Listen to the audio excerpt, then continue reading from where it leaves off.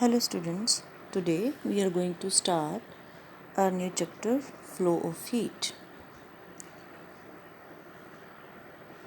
Heat flows always from hotter region to the colder region. Now take some water in a glass, dip a metal spoon in this water for some time. After some time you will feel that the spoon become hot and you feel uncomfortable to hold it. This shows that heat is transferred from the hot water in the tumbler to the spoon and then to your hand.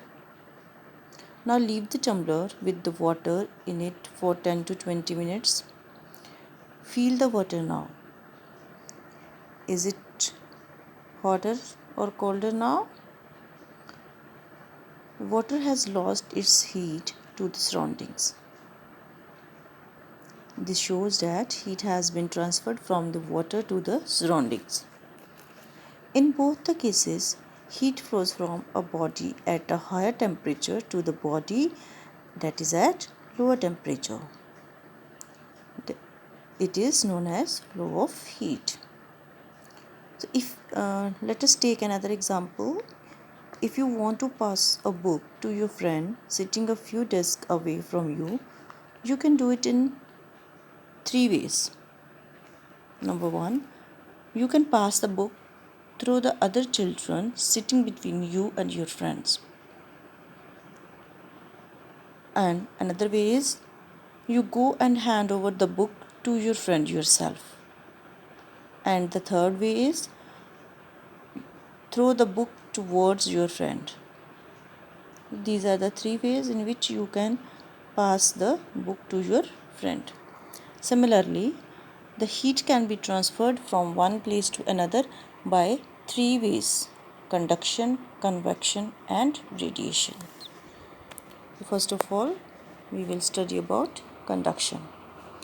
Conduction is the process of transfer of heat in which heat travels from molecule to molecule from the hot end towards the cold end. The molecules themselves do not travel from one end to the other.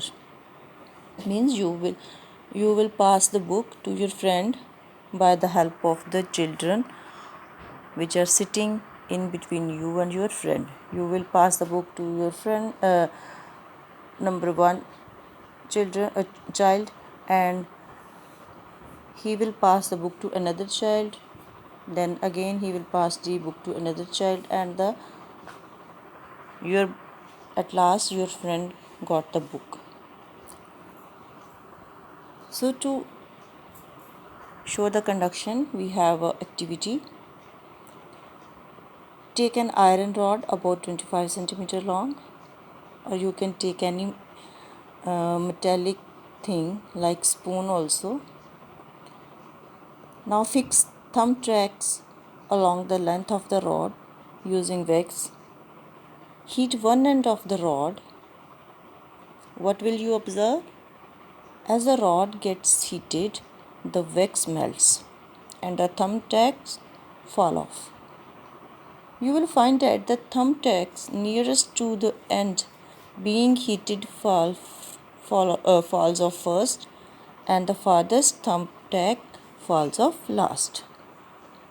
So this shows that heat is traveling along the length of the rod or the metallic spoon from the hot end to the cold end, and this is known as the conduction of heat. So conduction is the process of transfer of heat in which heat travels from one molecule to another molecule from the hotter end towards the colder end. And the materials which allow the heat to conduct it through them easily are known as the good conductor, and the materials which do not allow the heat to conduct it through them easily are known as the bad conductors of heat, or we can say that insulators of heat. For example, the good conductors are like iron, copper, and silver, and bad conductors are like wood, plastic, and glass. These are some bad conductors. Now, there are some. Now about liquid. Most liquids are bad conductor of heat except mercury, which is good conductor, and all gases including air are bad conductors of heat. There are some uses of good and bad conductors also. We use good conductor of heat wherever we want heat to be transferred fast. For example, cooking utensils are made of metals such as brass or aluminium, which are good conductors of heat. Though silver and copper are the best conductor of heat, cooking utensils are not made of these metals as they are expensive. And we use bad conductors of heat wherever we don't want heat to be transferred quickly, or the places where we do not want heat to be lost or gained from the surroundings. Thus, the handles of cooking utensils are made of bad conductors of heat, like wood or plastic. Jute and sawdust are bad conductors of heat. We cover ice with the jute cloth or sawdust to prevent it from gaining heat from the surroundings and melting. Refrigerators have double walls with the space inside filled with an insulating material. This prevents heat of surroundings from reaching the inside of the refrigerator. In winter, we wear woolen clothes. If we compare them with cotton clothes, you will feel that the wool fibers have much more space between them. These get filled with air, which is bad conductor of heat. Thus, wool and air together prevent the heat from our bodies from escaping out. During very cold winter night, two thinner blankets, one on the top of the other, are more effective in keeping you warm than one blanket of double the thickness. This is because the layer of air trapped between the thinner blankets gives additional insulation and protection from cold. So, this is about the conduction. Now, convection is the process of transfer of heat in which the heated molecule of a liquid or gas themselves move to carry heat from the hot to the cold region. In this, we can show it by taking a test tube with cold water. Now put an ice cube in this water. Heat the water from below. You will find that the ice melts quickly.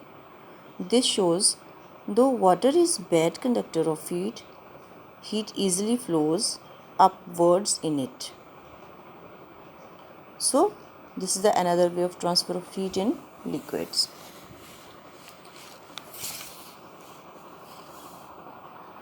Gases are bad conductors of heat. However, heat travels in gases by convection. In coastal areas, the breeze generally flows from the sea towards the land during the day and from the land towards the sea during the night. Sea and land breezes are actually convection currents.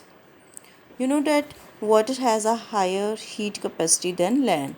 This means that water takes a longer time to heat up than the time taken by the land. It also takes a longer time to cool down. During the day, land heats up more than water.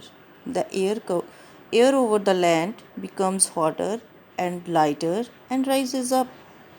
The air from the sea, which is cooler and heavier, rushes to take the places created by the hot rising air.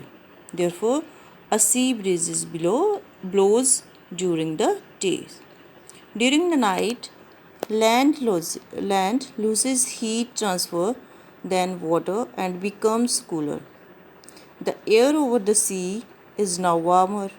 It rises up and the cooler air over the land rushes to take its place. Thus, we observe a land breeze at night. There are applications of convections. In houses made in earlier time, ventilators were provided high up on the walls.